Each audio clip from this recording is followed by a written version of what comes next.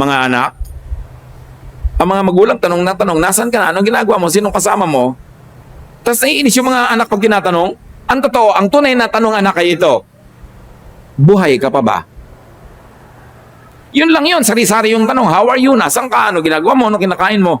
Gusto lang malaman kung buhay ka. Kasi one of the greatest fears ng parents, baka nabarog na yung anak nila habang nalalaglag sa isang tricycle, o baka may sumaksak sa dilim, baka nahulog sa ilog, wala nang nakakita, baka namatay na. Baka may nangyari ng masama. Kaya hanap ng hanap, tanong ng tanong. Mga bata naman iinis pag hinahanap sila. Nakakainis naman kayo, hanap kayo ng hanap. Mainis ka sa buhay pag wala naghahanap sa'yo.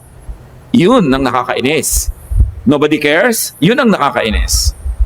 Basta't mag-asawa, magkapatid, magulang, anak, magkakasama sa kumpanya, mayroon tayong pananagutan sa isa't isa to keep each other as happy and as safe as possible. So our personal liberties must be measured within the context of the enjoyment and well-being of the entire community where we belong.